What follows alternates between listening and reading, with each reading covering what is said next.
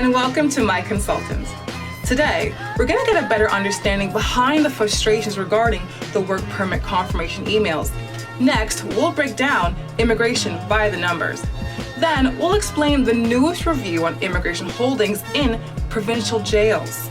Stay tuned as Adrian will give us an inside scoop on the immigration political involvement, and I'll give you a brief look into the 2021 Annual Report to Parliament on immigration.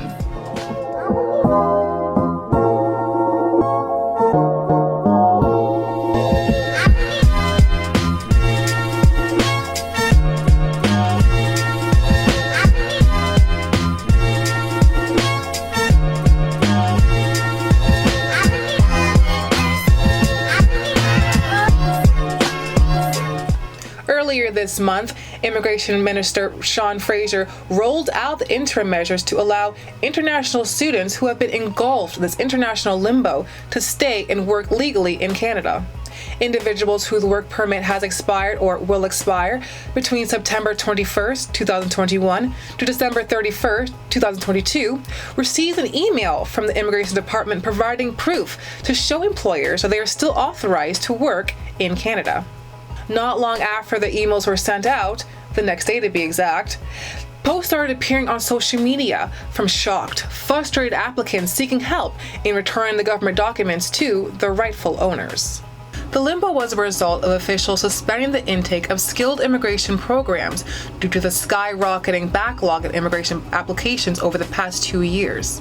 The Immigration Department said it became aware of the privacy breach on August 3rd and is investigating. Once all that have been affected have been identified, they'll receive an email with the correct information.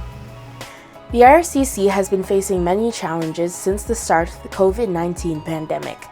The key challenge has been that many Afghanistan refugees still remain in their home country, and movement out of the country continues to be difficult and dangerous.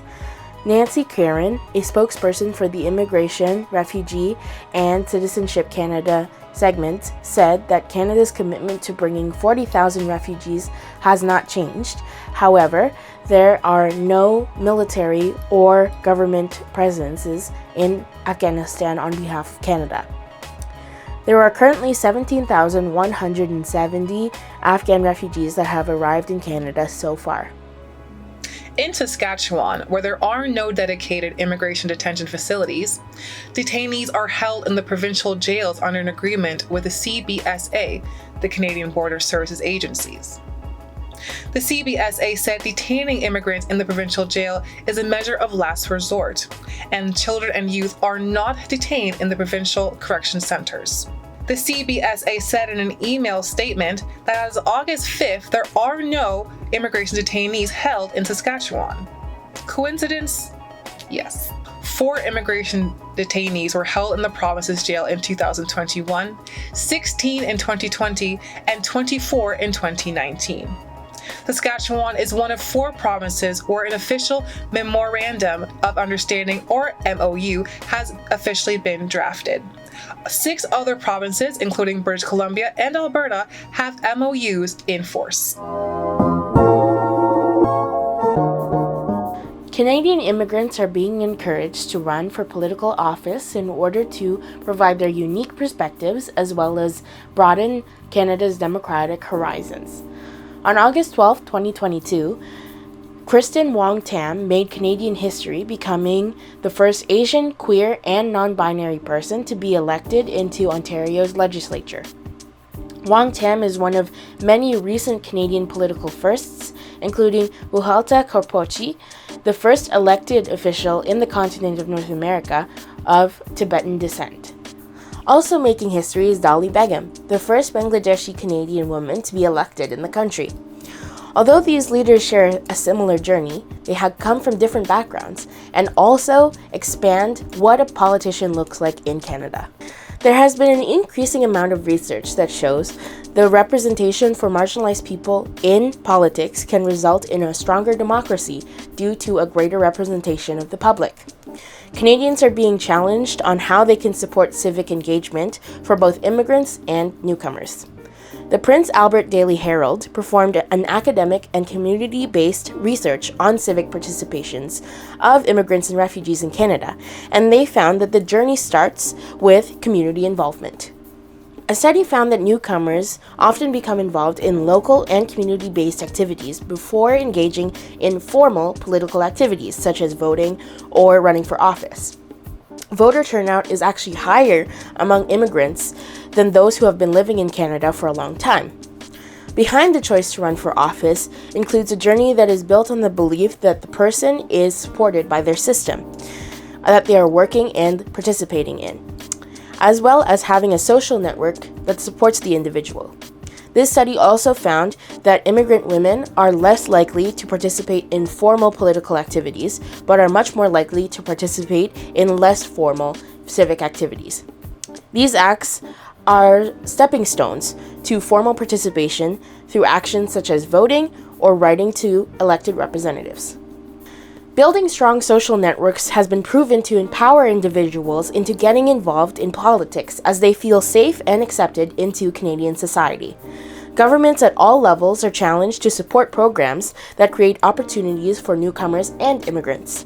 Community initiatives including volunteering, participating in community events, and joining social clubs.